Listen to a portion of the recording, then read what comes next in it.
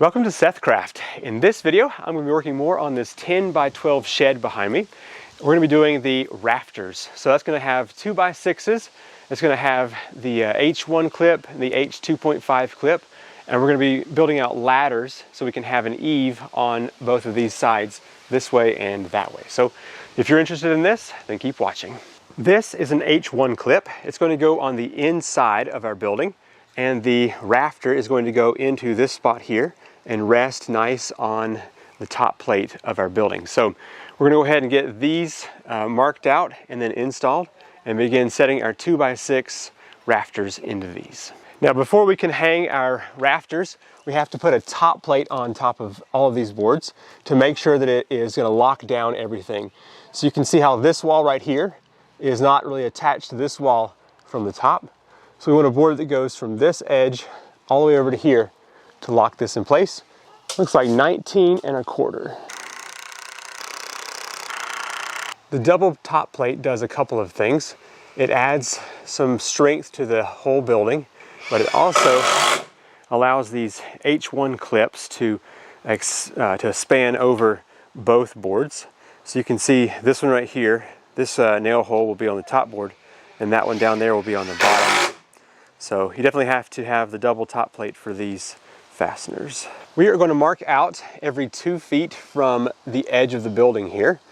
So right here on the 24, we're going to be marking right there, and that's where the H1 clip is going to go. So if you will mark on every 2 foot, just put a line in there.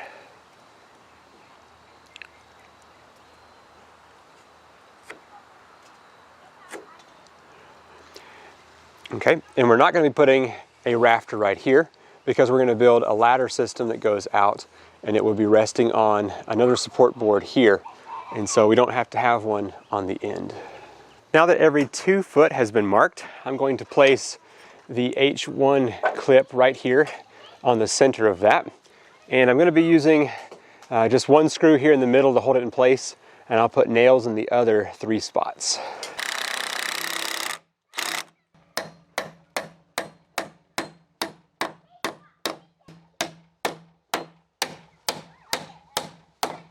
Just finished getting the lower section of the H1 clips done, and we need a taller ladder to go over there, so we're also about out of light for today. I'll see you back in the morning.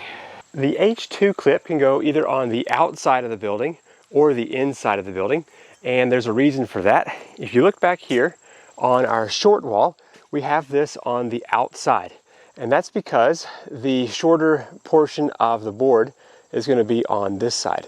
But if we were to do that over here and put it out this way, the bottom hole of this clip would not really have much hold on the board.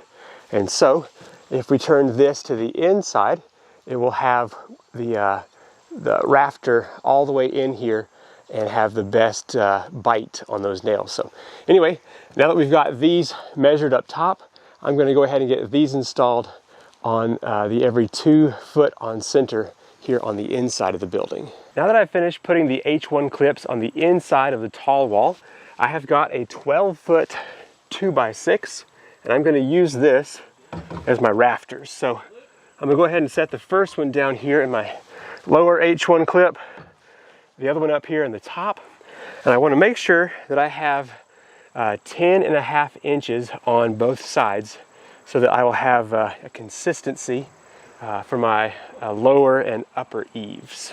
Using my carpenter's square, I'm going to place this here on the edge of my rafter, and you can see I've got just slightly more than 10 1/2, so I'm going to tap this down just a bit. Doesn't take much to even that out. There we go, 10 1/2, and I actually just checked the other side and it was about that much short, so we are good. All right, now that I have that done, let me see if I can set you down carefully here so you can see what's going on. The sun might be in your way a bit, but so the first thing I want to do is mark this side over here, and then I'm just going to use my carpenter square on this side and find the other spot that the board intersects here. Okay, so now I've got a mark over on this side and right here on this side. So just checking here on the back side, we should have, once again, 10.5. I don't know if you can see that or not, but got 10.5. I'm going to mark once again here where the H1 clip is resting. And then let me set you here again.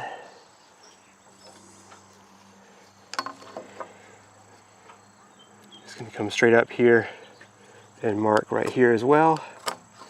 So we got this point and right over here. Ideally, our pitch would either be 312 or 412, but it's a bit off. So if I take my speed square here and pivot down, you can see right here, well, maybe you can, there's a 3 and a 4 on the common. And if I hold my level up here, I find that I'm actually a little bit between the 3 and the 4 pitch. And it's actually right there in the middle where it is level right there. So basically the pitch is 3.5 by 12. Now that I have the placement where my top plate is going to be, and I have the pitch of a 3.5 12, I'm going to place the 3.5 mark right here on this place right here, and then I can rotate this until it matches up with the previous mark right there. So 3.5 right there, previous mark, and that right there is going to be where I'm going to cut that bird's mouth. There we go. Now my rafter tail, I also need to cut out this right here so that my fascia board will fit on there nice and straight. So I'm going to take my speed square on this back corner, and if I put this pivot point right here, and I find on my common over here the 3.5 mark, which is right there, I can then cut this end right here off, and it's the same pitch, that 3.5 12, that I'm going to cut off right there. Now the other end, the top end, is going to be the opposite. So before we cut off down here, now we're going to cut off up here. And so I'm going to place my pivot point there, and I'm going to find the 3.5 up here again, and I'm going to make that right there. I didn't have my pivot point right on the end there, so there we go. All right, so we're going to cut that off. I'm going to use my circular saw to cut out both of these. Now I'm only going to get to the edge here, and then I'm going to use a jigsaw just to zap out that last little bit.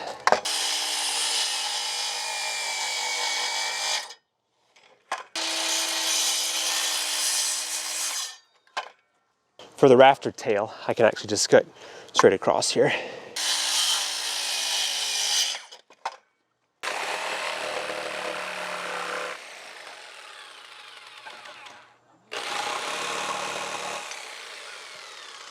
And now we do a test to see how I did, if I got those bird mouth cuts right, and if I went in the correct direction on my rafter tails. Luckily these H1 clips help this to sit in here nice and secure. All right, let me bring you in close so you can see how I did. Got a little bit of a gap under here, and some of that is because this 2-foot board over here is actually poking in there a little bit and pushing it up, but it's going to be strong enough right there resting on that ledge, and then once we put our nails into the H1 clip, it's going to be great. Let's go down to the other side and see how it looks over there.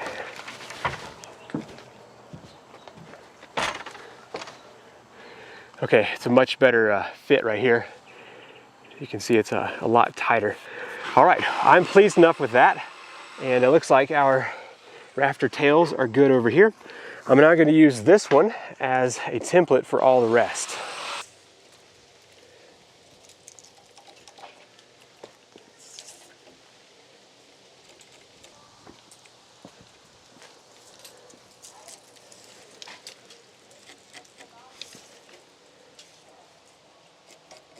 The H1 clip has 6 different places for nails to go in.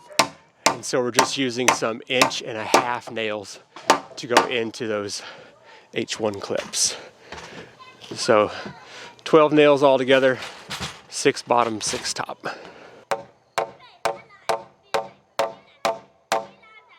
On the front and back of the building, you can see we have our 12-inch overhang, and we want that to also be on the door side and the other side over here. But right now we don't have anything, so I'm going to be creating something called a ladder. So basically 2x6s will attach to that the joist you see right here, and they will extend 2 feet to reach the edge and then 2 more feet to come out here to make the eave. So let's go ahead and begin making these ladders here on the ground, and then we'll bring them up there in a minute. You also notice there's nothing that's going to support those ladders right here in this triangle. I'm also going to be fitting some support in there as well. So while he is putting in the nails on the H1 clips, let's begin creating all of this stuff right here. I don't need the bird's mouth on these pieces, but I do need to cut the rafter tails here. So I'm just going to cut those off to match my template. Now I need to cut 5 boards at 33 5/8 inch, and these are going to go between my rafters to make the ladder. So 33 5/8. Now that I have those 5 boards cut at 33 5/8, you can kind of see the ladder that's happening here. So every 2 feet, I'm going to make a mark and then get these attached here, and we will hoist this up whenever we get that triangle built up here on the eave.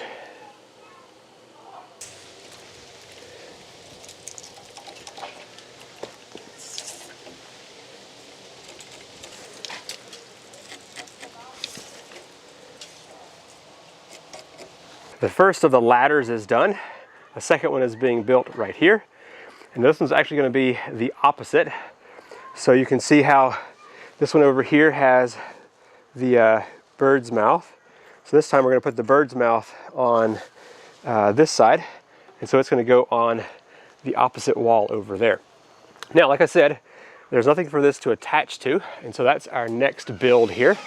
We're going to make a little triangle. So I've got a 10-foot board going from right here all the way up to match the height right here. So I need to cut a little board that will support that right here.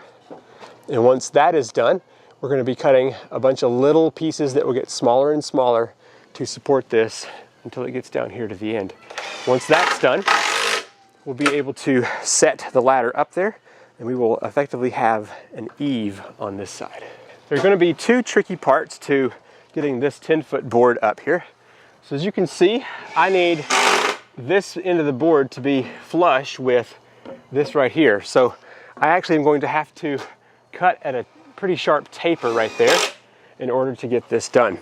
All right, so let's go on the outside, but hold your, yep, so right there.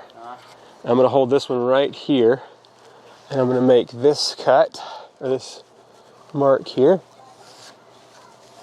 This cut might not be easy because my blade won't go all the way through, but we're gonna give it a try and see what we can do here.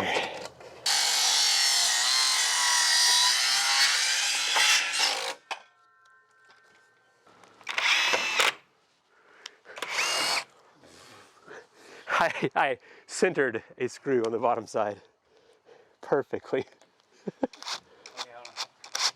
All right, ready again? Yeah. Take 2. 24 1/8. Okay. Now we probably will need to cut the angle off of this board as well. As you can see, the back side's going to fit, but the front side is not. So once again, I'm going to mark up under here so I can cut that angle. And now I'll be able to use this piece as my test to find out what the angle is there for the next pieces in line. Just going to fasten this down with some screws, and just from the top and to the side here. Support pieces are going up. It's almost time to set the ladder in place. Let's just walk it in and get that ear end up over there. It's not crazy heavy. It's not bad. Okay, so you can go in there, and then maybe start kicking it. Come all the way in, right? Yeah, Before we can do that sounds anything. good. Yeah, so maybe I can just start walking up then.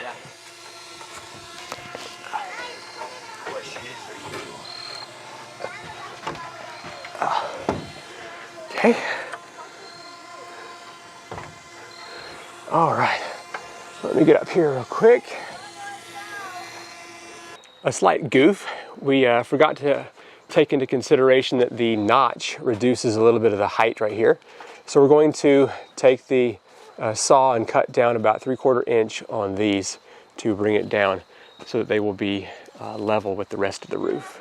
We are basically out of light now, but got the second triangle up in the back, looking good, and just finished wrapping up the adjustments we were having to make, and that was cutting out the 3/4 inch notch back here. So it's time to get the next one up. As you can see, the first one is now doing really good. We're looking for 14 foot on the dot here. Okay, perfect. Okay. Yep, remember that number, and we're gonna cut this 16 footer down to that. 167 and 5/8. The last step to getting the rafters installed is to measure the distance right here between the last and the first rafter over here and on the back side, and cut that down. This is called the sub fascia, and it will go just to hold everything together up here before we start putting the sheathing on. We've got this board cut down to size. We're going to put it up here, and we want to use a speed square to make sure that we have this flush with the top, so it's not going to go too far above there. Do you want me to let you get the one screw in first? Yeah, let me go ahead and do that. Using a speed square as a straight edge, I need to make sure that the end right here is not up too high. That would cause this little saddle for the shingles or OSB. So we have to drop this down, looks like about a 1/2 inch, to make sure it's going to be flush here. Just gonna put one in here so that I can make sure the other side is good. Getting this last subfascia on this side right here wraps up our rafter system, giving us 1 foot of eave space all around the entire building. Now, if we had wanted to have more eave space over the door, we could have extended our ladder out another foot or so. If you go too much further, you'll have to have some support braces between the wall and the edge over here. But in this case, 1 foot is going to be more than fine. Let me show you around real quick, and we'll wrap up this video.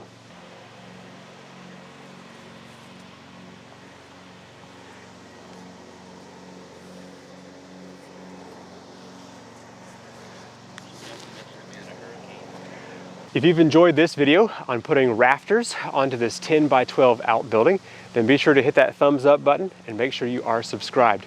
In the next video, we'll be doing sheathing on both the walls and on the roof here, so definitely stay tuned for that. I'm Seth with the SethCraft Workshop, and I will see you in the next video. Bye.